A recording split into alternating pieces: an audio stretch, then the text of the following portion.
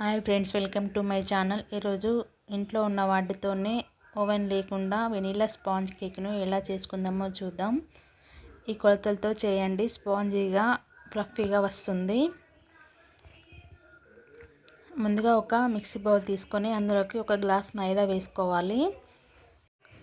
ఇప్పుడు అందులోకి ఒక 1 టేబుల్ స్పూన్ బేకింగ్ పౌడర్, ఒక 1/2 టేబుల్ స్పూన్ బేకింగ్ సోడా వేసుకొని మిశ్రమాన్ని జల్లించుకోండి.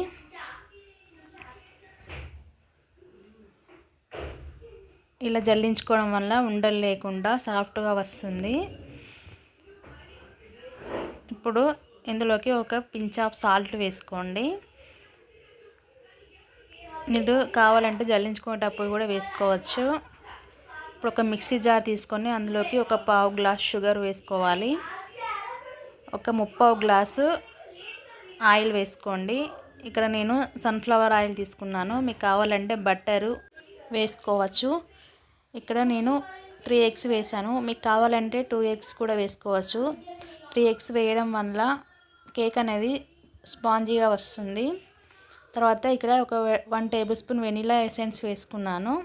ఇప్పుడు దీన్ని గ్రైండ్ చేసుకోవాలి. ఇలా క్రీమీ టెక్స్చర్ రావాలి, వీడియోలో చూపిస్తున్నట్టు.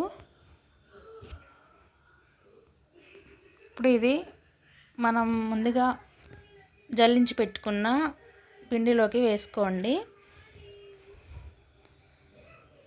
ఇప్పుడు ఇది కట్ అండ్ ఫోల్డ్ మెథడ్లో కలుపుకోవాలి.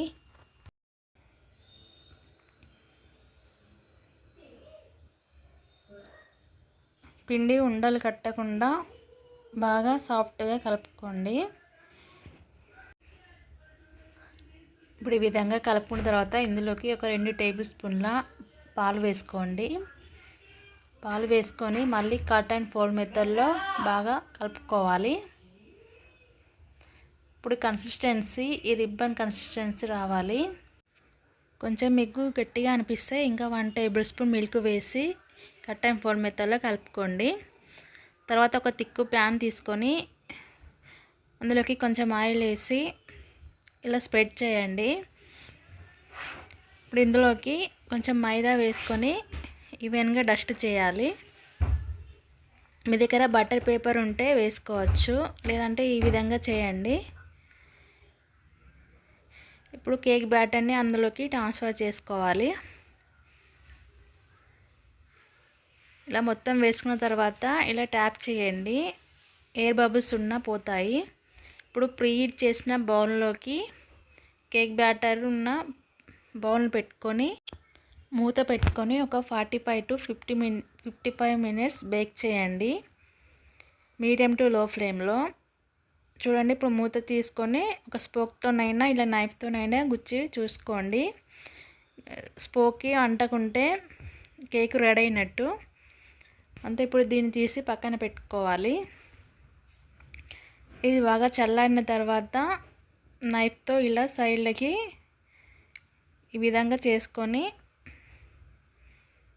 ఒక బౌల్లోకి వేసి ఇలా 2 సార్లు కొట్టి పైన తీయండి. చూడండి కేకు ఎంత స్పాంజీగా వచ్చిందో. అంతే, ఎంతో టేస్టీగా ఉండే స్పాంజ్ కేక్ రెడీ. చూడండి ఎంత స్పాంజీగా కేక్ రెడీ అయిందో. మీరు కూడా ఇంట్లోనే ఈ న్యూ ఇయర్కి చేసుకోండి. ఇంట్లో ఉన్న వాళ్ళు అందరూ ఇష్టంగా తింటారు. ఈ వీడియోని వస్తే లైక్ చేయండి, షేర్ చేయండి, సబ్స్క్రైబ్ చేయండి. Thank you for watching.